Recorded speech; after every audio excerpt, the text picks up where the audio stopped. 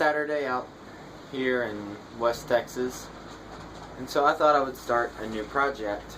I'm going to start working on Rockwell Bladerunner, copycat, clone, whatever. Make it out of wood. I don't really have a big reason for making one. I saw one in the store, read some reviews, seems like a cool tool.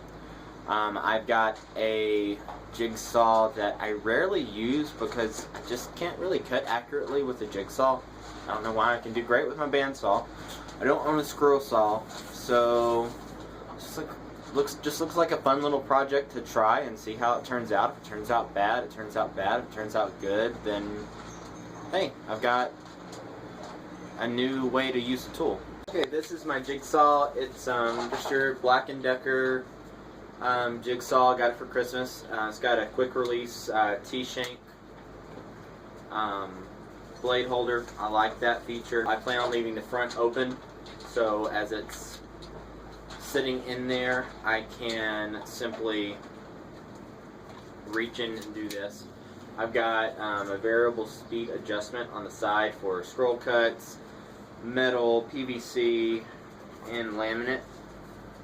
So I'm going to leave the side open for that, and then I have a dust collection port on the back, so that's going to be kind of my general thing. I also have a way to bevel it with this lock right here up to 45 degrees both ways, and so depending on how the design works out, I might incorporate that, I might not really sure.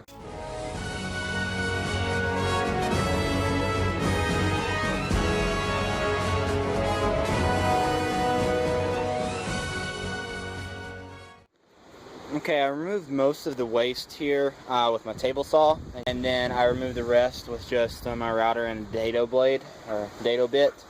I got a real smooth, flat bottom, very even. If you want to see how I did that, I did it in my last video. The saw slides in nice and snug, not a lot of movement. This, basically, I have room for it coming out of the back for the cord. Have the dust collection port and so forth. I'm going to hold this down by just making some clamps here, just out of wood, such as this little scrap piece right here, and just screw that down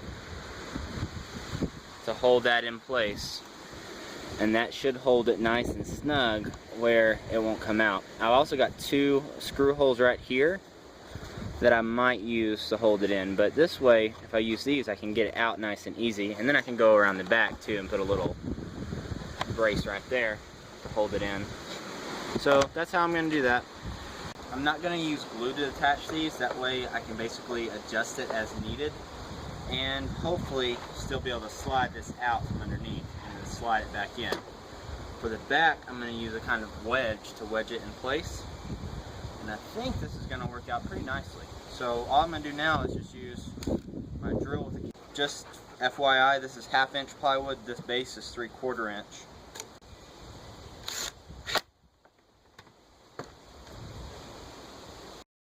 It's all in, keep it from sliding out. I cut this shape with my bandsaw. I really don't know what to call this, it's just to lock it in place. It slides in from the back. I made a recess so that I can fit a dust collection port in there, then just attach it with 2 screws, and that will keep the saw in place and keep it from sliding out backwards. Okay, this thing's in here rock solid now. I've done this without any permanent modifications to my jigsaw, and with 2 screws the jigsaw slides out and I can use it on anything else I need to. Now I'm going to work on flipping it over, basically building a base for it. I'm going to cut these strips 3 inches. I'm going to cut them down to 8.5 inches.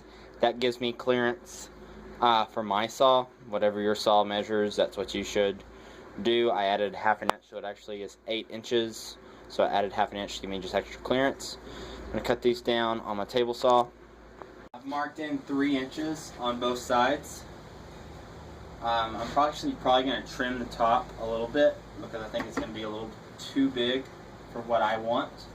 You can do yours however you want to, obviously. So I'm just going to attach these like that, 2 on the back edge, and then I'm going to go forward a little bit right there.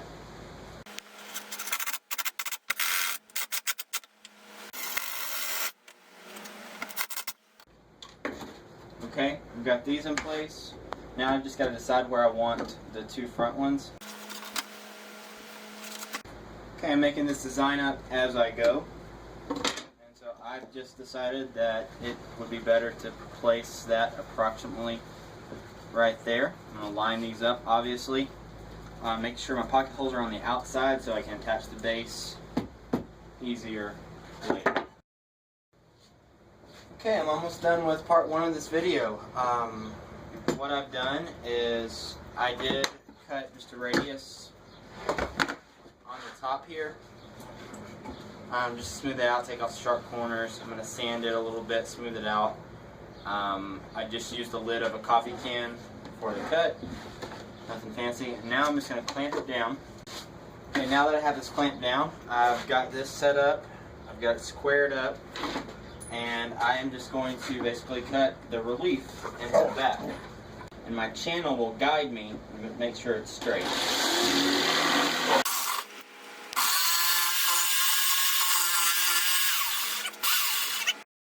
Okay, here we are with the base. As you see, I've got my bit in here. I can still access the quick release latch right here. So it's pretty easy to change blades. So access my speed setting and my angle setting. And it's open underneath, so it should be pretty easy to clean out with either blowing it out or a vacuum. And then with 2 screws I can pull out the jigsaw and use it the traditional way. Okay, it's time for some testing. I don't have everything completely done. This is my on-off switch. A little far away, I know. I'm going to rig it up where it's right in front for this. Let me make sure. Okay, I've got an assortment of 5 blades here. Now this isn't a fair comparison because for my bandsaw I have a high quality Olsen blade on it. These are Harbor Freight jigsaw blades. Got the small scroll, clean wood upcut, clean wood downcut, metal medium, and just wood fast. I imagine with this, the cut up on the upstroke isn't good. I want to cut on the downstroke to pull the wood back down to it. This blade's a little rusty, so nothing perfect. So I'm going to try it first. I can reach in here. All I have to do is look and kind of align it. Make sure it's good. Test it. Now I'll turn it on. I'm going to set my cut to scroll. Really easy to do.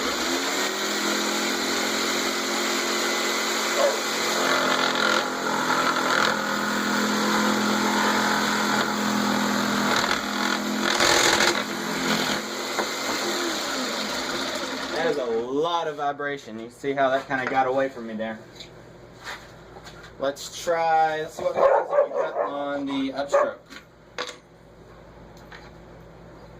Imagine this will be much worse.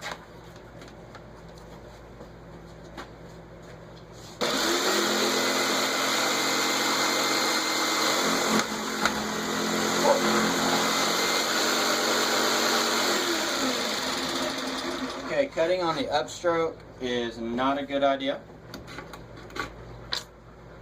Let's use our scrolling blade to see how that goes.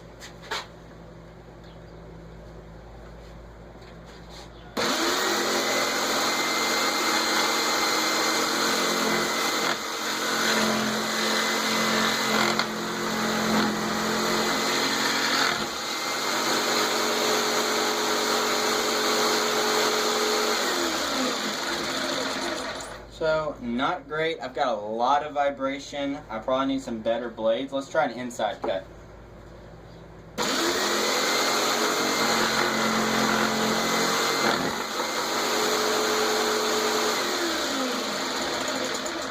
And this thing is just flat out dangerous. So, I don't know how that's going to work. I'm going to cut this split in off my pipe it wasn't quite long enough to go all the way to the edge, so I'm going to go right here, and then whenever I cut down my block that's drying right now, when I cut off my block that's drying right now, it'll rise it up just a little bit more. I'll be able to attach it here, have it clamped, then have a clamp here to go down and make that.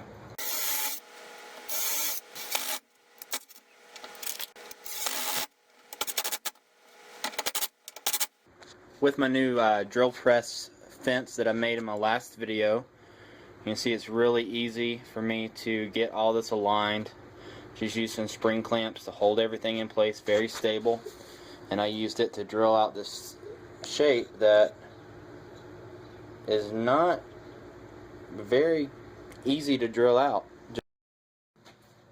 Okay, I've just got a bolt and a wing nut. Wing nut, bolt. I'll put it through the other side. So it's just barely long enough for what I need. I can fit a washer on the end of it, but just barely. I don't think I need it, but it's there. And see, as you clamp down, that holds this really nice and tight for my next arm, which is going to work about the same way.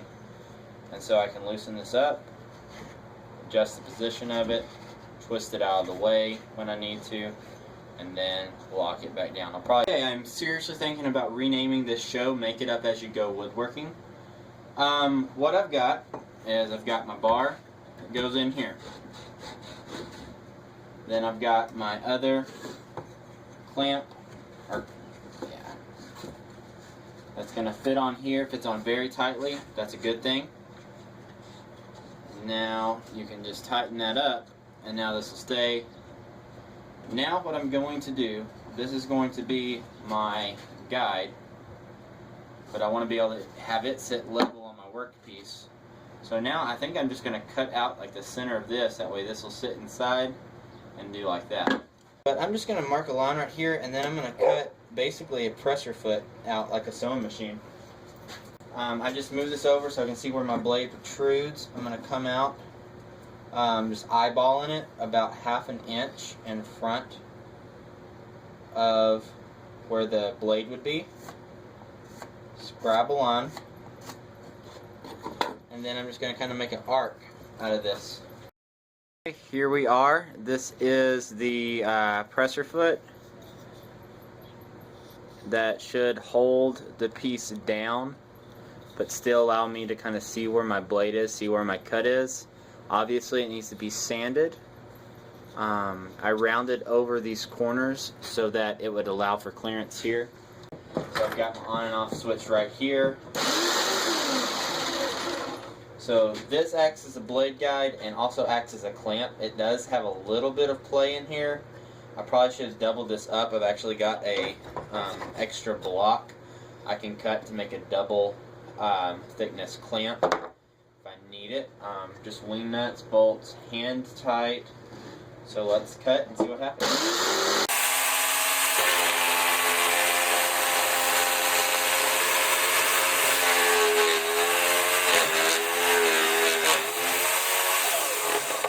Okay, much better as a whole, but I'm sure you saw my table jump. So let's grab some screws and we're going to fix that real quick. That should take out a lot of this vibration that I'm getting. So far, I'm much more impressed with how I'm doing. I don't think I'd handle really small stuff in here though. But I'm going to get a better blade whenever I go to the store on Friday. Okay, so that's rock solid now. As you see, I'm getting a lot of dust buildup right here. It makes it very hard to see my cut line. I am going to wiggle this out of here, and I'm going to change the blade. Again, blade changes are still very easy. I'm going to put this small scroll blade. It's actually started to discolor from where it's gotten very hot. So I'm not sure how good a shape this is in. It still kind of feels sharp to the touch. So let's drop that in there.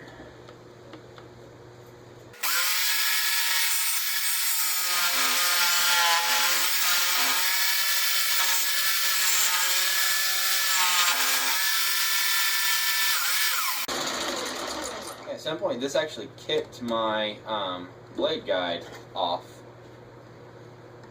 I'm not sure if it's hitting here and pushing it up or what. It's just not kind of. Better cuts. Not a jigsaw replacement, not a bandsaw replacement. By far, maybe inside cuts. Let's try an inside cut with this scroll blade. My blade, I just drilled a 1/4-inch hole into the inside of the B. I've got my blade here.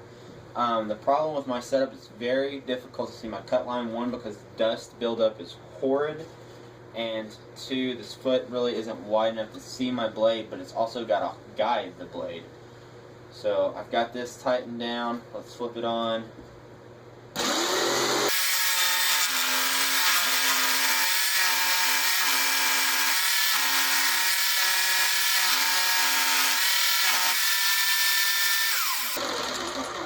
It's very hard to see what I'm doing. I'm sure you saw that smoke that I was generating. I don't know what the use for this thing is, to be honest with you. I'm sure the Rockwell version is better. Maybe it's the cheap Harbor Freight blades I'm using. Maybe I need to get some type of fabricated metal hold down here. Maybe this design isn't working. But you saw the design process.